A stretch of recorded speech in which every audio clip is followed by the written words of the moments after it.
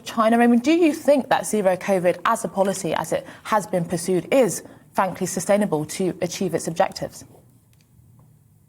Well, I don't think it's sustainable. And I also think the images you showed were actually inhumane. I mean, it's not just totalitarian. That's really inhumane treatment of both people and actually animals, unfortunately, because there are also animal killings that are happening in China. So it is not a sustainable strategy for a virus that cannot be eradicated because of its properties.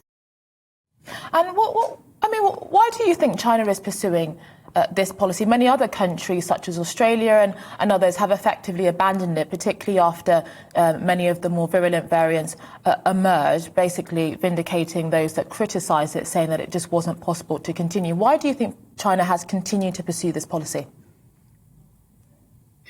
I think one problem in China is that what the purpose of any mitigation, and obviously what you just showed is extreme, but purpose of any mitigation was to really try to get to the vaccines, the time of the vaccines, because then people who are older, especially, should get the vaccines right away and also get boosted.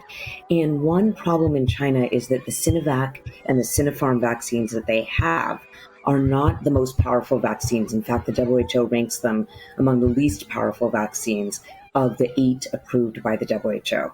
So they're in a terrible situation where the vaccines, they have not actually vaccinated their elderly populations to the degree that they need to keep the elderly safe. And they're pursuing this lockdown strategy that you're showing that's very hard to watch, actually. In lieu of that, what they need is to give people multiple doses, 3 doses of those vaccines, maybe even get the mRNA vaccines, and vaccinate and protect their vulnerable and elderly now. But they cannot do this to the whole population. Defenders of zero COVID will say that comparatively it does lead to a lower death rates than some of the very significant death rates that we have seen in other countries. I mean, would you agree with that in terms of the balance of risks and the balance of consequences, that actually the lower death rate essentially balances it out in terms of some of the economic and the civil liberties challenges that are also faced? The problem is what you say is true if you just look at COVID-specific deaths alone, but it is not true of overall deaths. For example, there was a Lancet article that looked at the overall deaths from the COVID pandemic, and those 6.15 million people have died directly from COVID. There have been a number, up to 12 million deaths, that are actually a result of everything else that went along. Restricting medical care, not taking care of cancer, HIV, tuberculosis, malaria, other infections, other public health needs.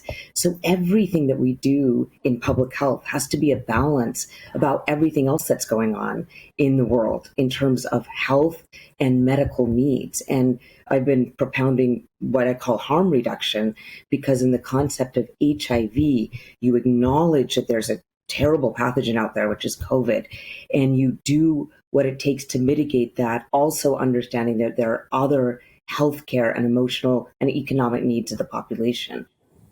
And what about the reaction from international leaders, particularly within Western society? I mean, it has been quite striking that there has been a relative silence, really, from international leaders. I mean, do you think that many international leaders are reluctant to criticise Chinese strategies for COVID-19 mitigation? Or maybe they even think that, for example, they should be following some of the measures that China has taken. What do you think? I think it's a brilliant question what you're asking, because I would have also thought there'd be more condemnation. Really, I don't want you to flash more scenes of what you just did, because it's very difficult to watch this. It's not just suppression of human rights, it's killing of animals. I think we really have to understand that we can't eradicate COVID because there are 29 species of animals that contain COVID-19. You cannot kill all those animals and get rid of this. We've only eradicated one virus in the world, smallpox. It has no animal reservoirs, a short infectious period, a sterilizing vaccine, and it looked only like smallpox. COVID has none of those features that make it eradicable. So why have they not been more critical? I don't know. I think that we should be critical of those strategies, understand that health is a totality, and there should be more criticism. You're right that we tried to adopt more lockdown strategies in almost every country, actually, in the planet at the beginning.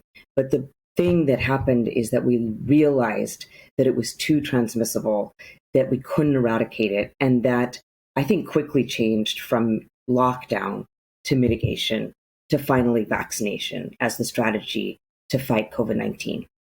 Well, thank you so much for joining me, Monica Gandhi, an expert in infectious disease and medicine professor at the University of California. Thank you so much for joining me. Just quick reaction from you, Alistair, before we go to the break. I mean, have you been struck by the seeming silence from some Western leaders about what is going on in China? Very much so. I mean, one of the most vibrant cities on the whole of the planet locked down, and obviously some of the scenes that we've seen out of the last 2 or 3 weeks are brutal in terms of what's happening. Perhaps the reason why there's been a lack of international outcry is because in the West we have seemed to take a certain amount of not inspiration, but certainly we've been accepting of the fact that we do need these lockdowns. If you remember back to the beginning of the COVID period, early 2020, Neil Ferguson, the Imperial College professor, noted how interesting it was that China had managed to lock down and proceeded to some extent to want to follow that strategy in this country and in the West too, as did